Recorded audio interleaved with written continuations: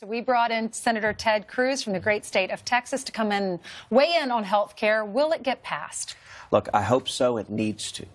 We've been promising this for 7 years. What the president said last week is exactly right, that since Obamacare passed, Republicans have been telling the American people, if you elect us, we'll get rid of this. And we made that promise over and over again. We said, give us the House. They did. We said, give us the Senate. The voters did. We said, give us the White House. I mean, we've got to deliver now. And so I believe we can get to yes. I think there is a path to get to yes. I think we're close. I think there's a lot of common ground. There are a handful of holdouts still, but I believe we can come together. I think we have to. So you're at the center of this debate. Of course, on Wednesday, you're going to unveil your amendment, the Cruz Amendment, which would, as according to the HHS, would lower premiums, boost enrollment. You're getting some pushback from moderate Republicans in that area. You authored this amendment would allow insurers to sell plans that do not comply with Obamacare mandates. Is that the path to success? It's exactly, I think, the path to success. What I've been urging my colleagues, the way we come together, the way we bring together senators all across the ideological spectrum, is focus on lowering premiums. That the biggest reason people are unhappy with Obamacare is that it's made their premiums skyrocket. You know, I hear this in Texas all the time where Texans say, I can't afford health insurance anymore.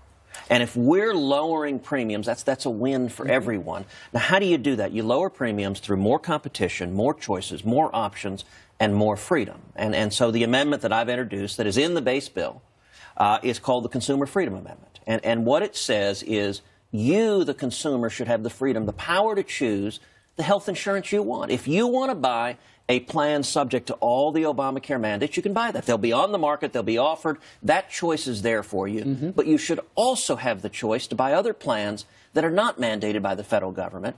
And as you noted, HHS studied it, put out a study this weekend that concluded the Consumer Freedom Amendment would expand coverage by over 2 million people. More than 2 million people would get coverage because of it. And in addition to that, it would drive down premiums $7,000 a year. That's a lot of money for a family that's struggling. Right. Absolutely. But, Senator, you know, folks out there watching right now, they're frustrated. Yes. And what really bugged them this week was the fact that because you're going back to Mitch McConnell next week would like to hold a vote. It is uncertain because of John McCain's situation. Yeah. It's the same bill. What was it? 49 of the senators voted for a couple of years ago. And so this week, then 4 of them said, you know what? We're going to have to be no's. But it's like you voted yes before, but that was at a time when you knew your vote didn't count. Now it counts, and they've turned tail. People are steamed at that. Look, for good reason. We should be frustrated because we have politicians who campaign promising one thing and then they do something different in office. And what I'm urging my colleagues is it's not rocket science. It's let's do what we said we would do. Let's just follow through on that commitment. And if you look at Obamacare is a disaster and getting worse every day. The exchanges are collapsing.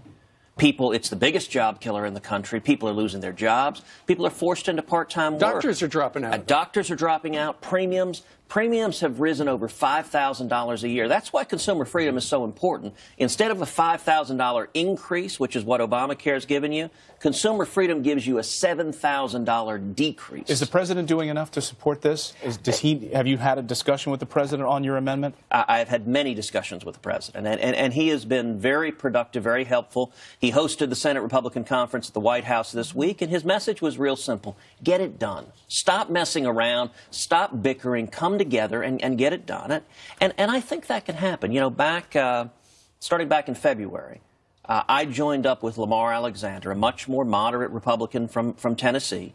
The two of us brought together an Obamacare working group of senators across the ideological spectrum. And we began meeting in my office every week. Initially 6 senators. We met every week in my office, trying to come to common ground, trying to say, okay, how do we get this done? We may have differences, but where do we agree?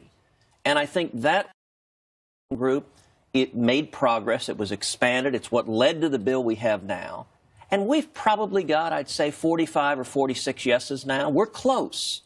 And it's just, it's a handful of no's right now who I think that they're going to get to yes. I think they have to. I don't know how you face the people who elected you when you don't even vote to take up the bill. Are you worried about that? Because you're up for re-election in 2018. Yeah, Are senators worried about that? Because constituents are going to remember this when they go to the polls. Look, if they're not, they should be. You are exactly right that the voters should hold us accountable. I've said many times, if we fail to get this done, I think collectively Republicans, we look like fools. I mean, you can't have your central promise for 7 years be, we'll repeal Obamacare, and then you show up and vote not even to take up the bill to consider repealing Obamacare. That doesn't make any sense. Well said. All right. Get something done. Go do your job, as Kellyanne Conway just said. Here. Senator, great to see you this morning. Thanks for stopping by. Great to be with you. Thank you.